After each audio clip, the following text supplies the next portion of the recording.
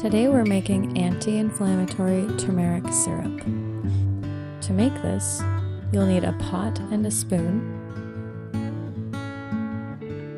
You'll need an airtight glass container.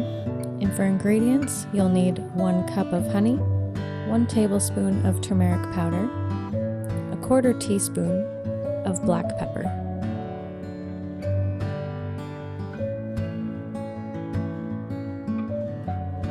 If your honey is crystallized, add it now,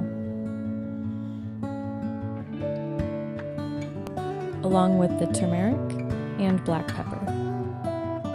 Pour in 1 cup of water and stir.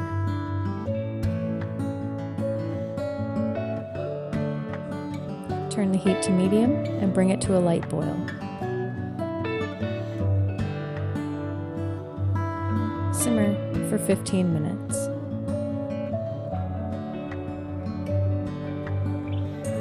When it's done simmering, stir it and remove it from the heat. Pour it into your glass container and let it steep overnight. When it's done steeping, add it to some ice cream or pancakes and enjoy.